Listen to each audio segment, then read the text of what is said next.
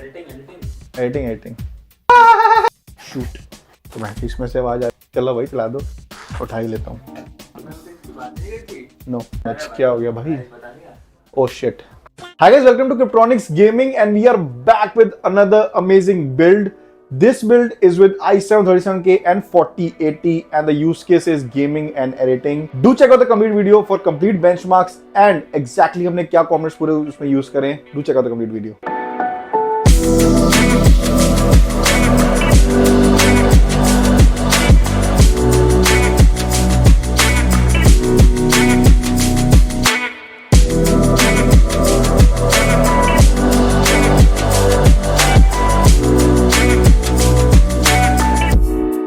तो आपने देख ही लिया होगा कितना ऑसम देखने में बिल्ड है यार। ये अमेजिंग कैबिनेट है। हमने एक डिफरेंट कैबिनेट इस बार यूज किया। सबसे पहले हम कैबिनेट की ही बात कर लेते हैं। कैबिनेट हमने इसमें यूज किया है फ्रैक्चरल डिजाइन से आने वाला pop XL air ARGB fan से आता है। आपको एक्चुअली 4 ARGB फैंस मिलते हैं, 3 आगे एंड 1 पीछे।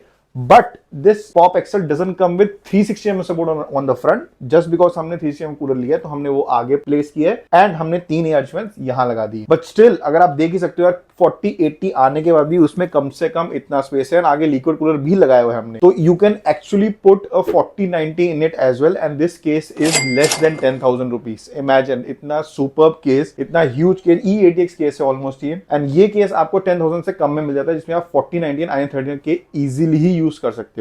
So at a very good cost, the compatibilities of this case is very good. So you can definitely check that out. Next, दो major components के बारे में बात कर लेते हैं। हमारा प्रोसेसर है, हमारा ग्राफिक कार्ड i7-37K हमने यूज किया है विद 16 कोर्स एंड 24 थ्रेड्स। मैंने पहले बहुत वीडियोस में आपको एक्सप्लेन किया why this is the most price as per performance ratio जो इस प्रोसेसर का है। I don't think any processor can beat it. Obviously i9 is better than this performance wise, but price के हिसाब से एंड परफॉर्मेंस के हिसाब से this can actually beat i9 12th generation as well and AMD Ryzen 7 की तो बात ही छोड़ दो, उसमें तो it can easily handle। so multi core जब आपको करना है जैसे फॉर एग्जांपल वीडियो एडिटिंग करनी है, आपको गेमिंग करनी है, you have to do rendering as well, उसके लिए one of the best processor in the market है। ऑब्वियसली इंटेल का 14 जेन भी आ चुका है अब, but again we will stick to i7-37K.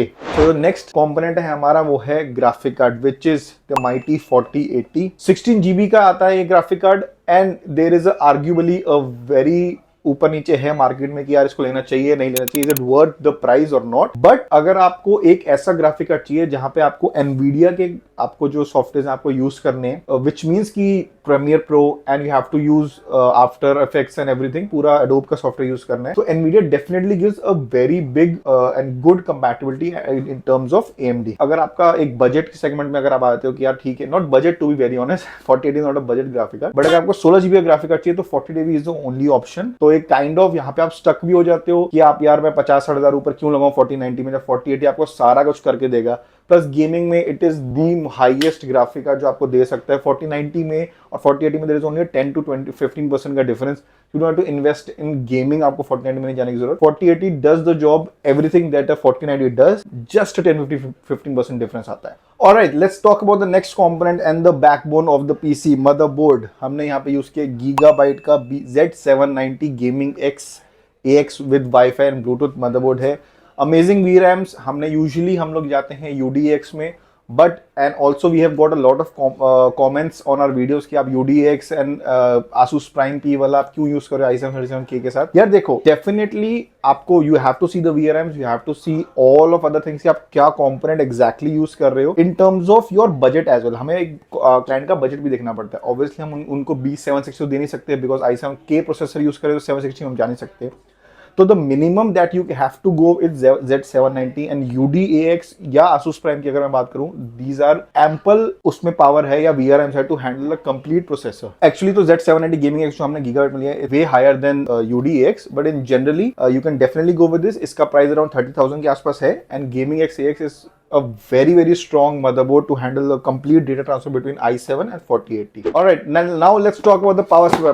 Power supply we have used 850 watt Deepcool PM 850D।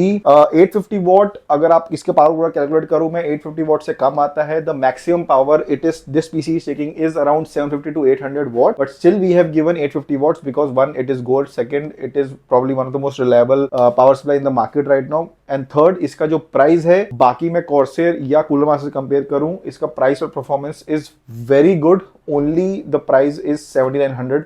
उस price में आपको एक 850 वॉट नॉन मॉड्यूलर है फॉर श्योर। उसके अलावा this is probably the best power supply in the market right now. Let's talk about the cooler हमने यहाँ पे यूज किया है Corsair H150 and I have not stressed this enough in the past videos. अगर नहीं किया तो I will stress it again. Corsair H150 का जो प्राइस है विच इज अबाउट 10,000, उसके हिसाब से जो इसकी परफॉर्मेंस है विद i9, i7 और even Ryzen 9 7950X is amazing. आपको कोई भी और कूलर, लेट्स से डीपकूल LS720 आप देख लो, आप मे बी गैलाहेड में चले जाओ, आपको इससे बेटर परफॉर्मेंस वाला कूलर नहीं मिल सकता। टेम्परेचर मैं डाल दूंगा स्क्रीन पे, एवरी टाइम डाल देता हूं, बट आपको जो परफॉर्मेंस है Corsair H150 की, you can not beat that performance as per the price as well. 10,000 के प्राइस में आई डोंट थिंक कोई भी इतना अच्छा परफॉर्मेंस आपको देता है, स्पेशली हाई एंड प्रोसेसर्स में। Alright guys, let's talk about the storage and RAM. Mostly these are as per the client case, but यहाँ पे एक मिनिमम आपको 32 GB चाहिए। एक पूरा डेटा ट्रांसफर जो हम कर रहे हैं, जो हमारा वर्क है इस पीसी के अंदर,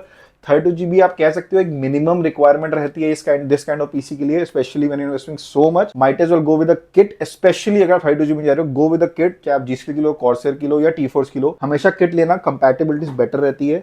क्लाइंट की प्रेफरेंस के ऊपर होता है स्टोरेज। यहाँ पे हम प्रेफर करते हैं इस बिल्ड में एक Gen 4 NVMe तो डाल के रखें for your OS and your software, इसलिए हमने यहाँ पे यूज करी है Samsung 980 Pro Gen 4। The speed is 7000 MB/s। Samsung and WD आप दोनों में चले जाओ, these are the most reliable brands in the market. You can also go with ADATA 960 Legend. Gen 4 NVMe, इसका प्राइस उससे ज्यादा है सैमसंग का, but ADATA is also very good. इस केस में हमने सैमसंग यूज करी है because the client wanted it. मैंने पीसी के बारे में आपको सब कुछ बता दिया है। Let's talk about the benchmarks now.